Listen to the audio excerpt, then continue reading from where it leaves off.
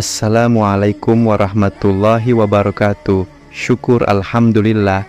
Jika video ini muncul di berandamu, ini adalah petunjuk dari Allah Subhanahu wa Ta'ala kepadamu. Setidaknya, sempatkanlah menulis sholawat kepada Nabi di kolom komentar. Insya Allah bisa menjadi bukti kecintaan kita untuk mendapat syafaat kelak di akhirat, dan semoga kita semua selalu dalam lindungan Allah Subhanahu wa Ta'ala. Amin ya rabbal alamin. Sahabat beriman yang dirahmati Allah, salah satu ibadah sunnah yang sangat dianjurkan ialah salat tahajud.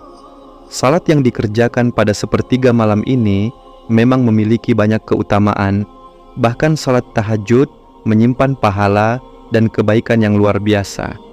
Karena di waktu tersebut, seorang hamba menghadap Allah dan menjadi manusia pilihan.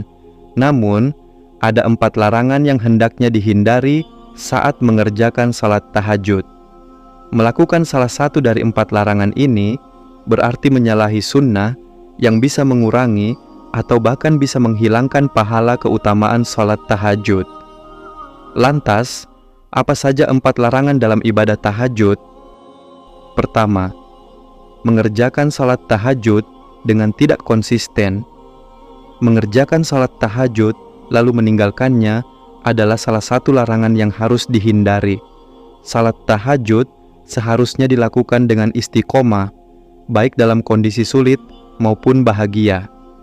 Salat tahajud ketika dalam kondisi susah saja, ketika mendapati masalah terhimpit hutang atau dirundung duka, namun ketika sedang kondisi lapang senang dan bahagia, lalu lupa dengan meninggalkan salat tahajud yang seperti ini, mendapat kritikan dari Nabi Shallallahu Alaihi Wasallam.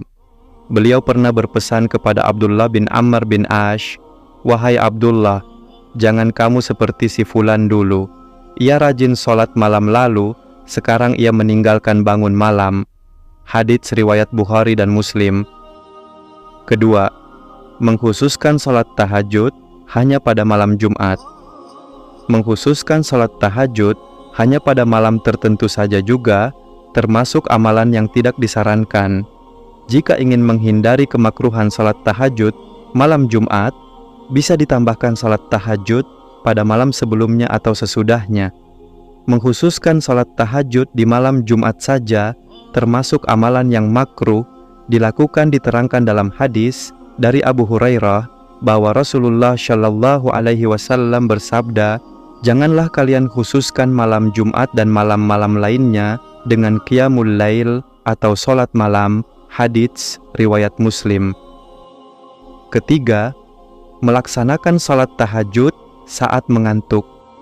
Hal yang sebaiknya dihindari adalah melaksanakan sholat tahajud saat kondisi mengantuk.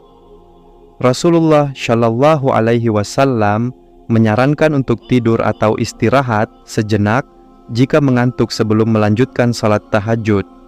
Memaksakan diri dalam keadaan mengantuk dapat mengakibatkan kesalahan dalam sholat. Jika Anda mengantuk, hentikan atau tunda dulu sholat tahajudnya dengan tidur atau istirahat sejenak sampai hilangkan lelah tubuh.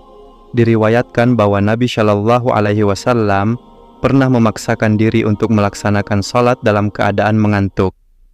Suatu ketika, Rasulullah Shallallahu Alaihi Wasallam masuk ke dalam masjid, lalu mendapati sebuah tali yang dibentangkan di antara 2 tiang. Kemudian beliau bertanya, "Apa ini?" Para sahabat menjawab, "Ini adalah tali milik Zainab.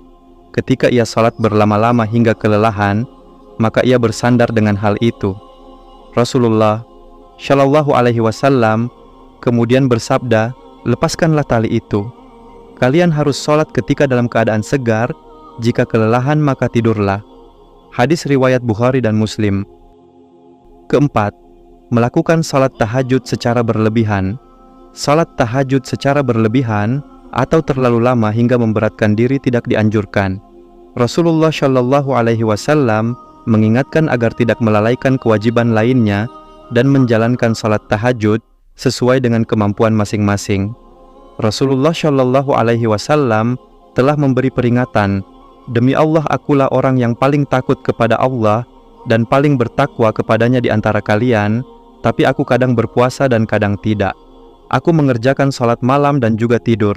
dan aku juga menikahi perempuan, siapa yang membenci sunnahku, maka ia tidak termasuk golonganku. Hadits riwayat Bukhari dan Muslim. Itulah mengenai 4 larangan dalam mengerjakan salat tahajud.